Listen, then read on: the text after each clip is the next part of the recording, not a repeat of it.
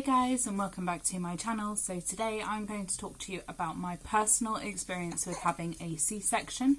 I'm sorry about the mess behind me and the noise, but I have got my baby next to me, my most recent baby. She is 11 weeks old and doing great. She was obviously my C-section baby, but the mess with the whole pandemic going on, having both the kids and my partner home is making it impossible to clean. Anyway, my C-section experience. So I was already in hospital because I had a failed ECV. If you haven't seen the video already, check it out about my ECV, which basically means we tried to turn the baby in the womb and it didn't work. So I was kept in hospital for 5 days. The night before having my C-section, which I was booked in for, was the Tuesday night, and we monitored the baby. I had my shower and they brought up my gowns and basically said, pack your stuff ready to go down, because when you go to delivery you have to take everything with you, because they don't know whether you're going to need to go to intensive care or transitional care or back up to your normal maternity ward after you've had the C-section. It depends how it all goes basically and how the baby is. So packed up all my stuff the night before, had my gowns and everything ready, and in the morning around 5 o'clock in the morning I was wide awake, and they knew I would be because that's how I had been every day in hospital, was waking up at 5 in the morning watching stuff on my tablet. So I got up, they came in, and I rang my bell and they came in and checked on me because I wanted them to come in before the rounds and before handover and everything like that, because it's just less manic that way. So they came into me, I got my gown on, they helped me put all my stuff on a trolley to take downstairs because there's quite a bit of it and we've got a long way to travel, and we went downstairs.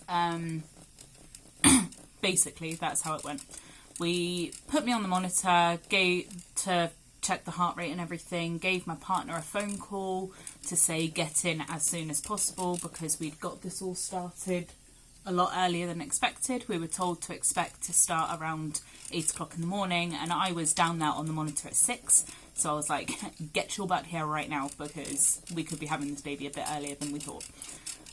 He came in, monitor was okay, baby didn't move and was very slow heart rate, but she was asleep, which we kind of was a given.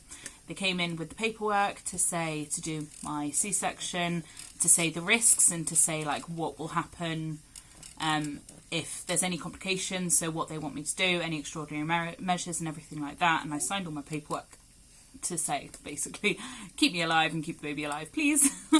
And to say that I wanted my tubes done at the same time. I'm going to do a separate video on having my tubes done just because of like the reasons and everything. So did the paperwork, and then a load of people came in the room because they all wanted to say like the different aspects. So I had 2 students watching anyway. I had an anaesthesiologist in to discuss with me how that all works. I had a nurse in who was monitoring me in general because of my high anxiety. I had a midwife in who was monitoring the baby, and I had someone else in who I think was doctor, midwife person, who was trying to do my cannulas. Because I'm high risk, I needed 2 cannulas. One of them was basically in case of blood loss, so they could have a bigger cannula to get more blood in me if I did hemorrhage or anything, which I'm higher risk of. Because of my EDS, my BMI and my low PAPP-A, I was higher risk.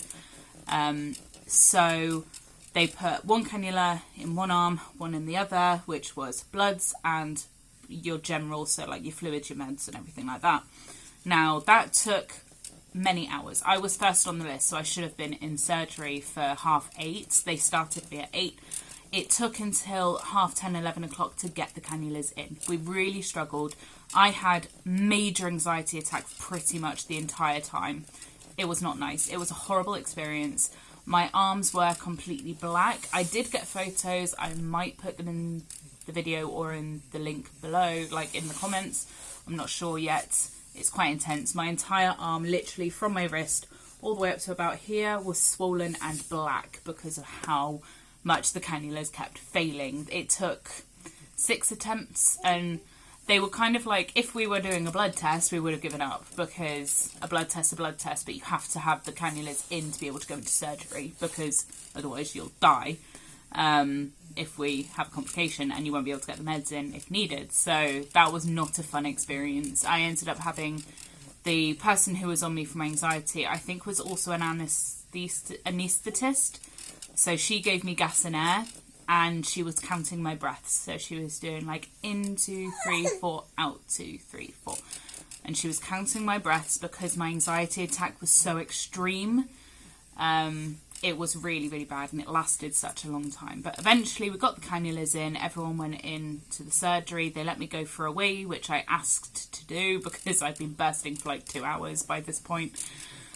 And someone walked me in to the room. My partner went off and got himself gowned up, put his hat on, his gown on, his shoe cover things on and everything. So he disappeared for that, and I was walked into the surgery room. Big crowd of people introduced themselves. I can't remember many of the names, but it's all a blur, and it will be for you as well. If you're nervous, your memory will be completely shot from it because it is a very, very nervous time. So they walked me in, kind of let me take my time. I looked around the room, not like walked around, but I looked around the room to see what was around. They explained what everything was, what the machines were and everything, because I was anxious and they knew I needed some time. So that wasn't so bad. So when we were ready, my partner kind of sat aside because he couldn't be too close to me whilst we were prepping me. So he sat on a chair on the edge of the room waiting for me to be laid down so he could come over and be at my head end, as you do with a C-section with your partner. I sat on the edge of the bed with a lot of help because the bed was very high and very narrow, so it was difficult to do. And we attempted an epidural, which worked, luckily. So what they did is they did like a ring of anaesthetic in my back, local anaesthetic, kind of tested it, made sure it was okay. And then they got me to kind of sit forward, chin to my chest, leaning forward, like arching, rolling my shoulders forward and everything. I had my anesthesiologist, my proper one, who I am going to do a video dedicated to her anyway because she is incredible. But she sat at my feet and she was kind of looking up at me, holding my feet still, looking up at me, saying, you can't move, you need to stay as still as you can, sort of thing, because if I move my feet, my back moves and the epidural could have paralysed me in that time. So put the epidural in, put the spinal block in through the epidural, and put epidural in after that. So we put the spinal block in, immediately got me onto the bed lying down and everything, got me ready like that, and we kind of waited for it to kick in, had a chat and kind of talked about everything, kept giving me gas and air for my anxiety. Didn't seem to work much. I kept like moving my ankles to see if I'm still able to move, and like I had to talk through every single thing I was feeling. So you have to say like when you're feeling the numbness, when you're feeling cold, when you're feeling like woozy or your eyes go blur, anything like that, you have to say it straight away so they can fix it immediately to stop you being sick and things like that. So luckily I didn't get the sickness, I just had the major anxiety and the shaking from the epidural, because they had to put epidural in after the spinal block, which I felt go in, and it was like half my body just went freezing cold, like you felt the fluid spread across your body. It was weird. So I did that and it was really intense. It was so strange. And the shaking, I was like vibrating off the bed. It was creepy. Like how much you shake is so intense. I was like crying because I was shaking so much, and I was scared because I was shaking and they needed to cut me open and I couldn't stop moving. So eventually they did the ice test, which took a long time. Sorry, that's Alexa singing to me. It took a long time for the ice test to actually work. I could only feel it up to like the bottom of my boobs, and you needed it to be effective up to your chest. But we thought, you know what, we're going to give it a go, because we'd already been in there for half an hour and we were still waiting. So we kind of went, sod it, put the curtain up. Partner came round, talked me through it all, and said, like, if you feel any pain or anything, just let us know. I had to confirm before all this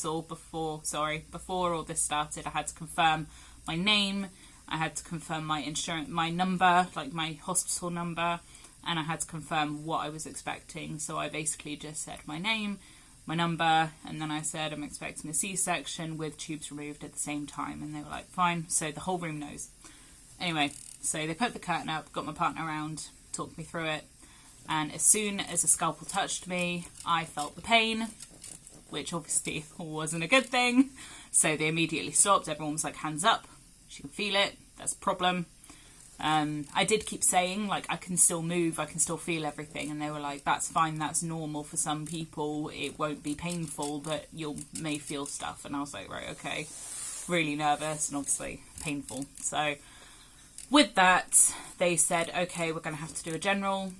And I remember, like, I just kind of went in a haze at that point, because I was like, cool, never had a general before, so my instant thought was, I'm never going to meet my child. I genuinely thought I was going to die. I honestly did not think I'd wake up from a general anaesthetic because of my risks. And because I was told of my risks so many times, especially my BMI, and because of my lack of response to anaesthetic, like local anaesthetic, and because of my family history of having issues waking up from general, it really scared the life out of me. They came over, sorry missus, you okay? They came over, like someone came around to take my partner out the room, and he kind of just said he loves me, and I said I love you, and he walked out, and they said, okay, we're just going to put it straight in and get you under as fast as we can, and we'll see you on the other side, basically. They didn't get me to count or anything. It was because they knew how terrified I was and how upset I was. I think they just kind of watched me, because I was dead silent, and my last thought before I went under was, I'm not going to meet my baby. And it felt like a split second later, they were showing me her. It genuinely didn't feel like long. Apparently it was like 2.5 hours before I actually woke up enough to do that. But they randomly, like, I remember kind of wearily waking up and seeing her, like them trying to show me her. And I couldn't really focus on her. I kind of was like, cool, there's a face. And that's it. That's all I remember. The only awareness I had under my general was that I remember hearing the suction. I don't remember any pain. I don't remember any conversation or anything, but I remember hearing the suction. That's the only awareness I had. So that wasn't too bad. That was one thing I was scared about. Yeah, so they wheeled me through to recovery, and in recovery, I kind of started to come to. I was in agonising pain. I was crying and screaming. I remember that part, waking up in agony. It was because they'd give me an epidural already and everything. They kind of thought, well, we don't need to give you pain relief because you'll be numb.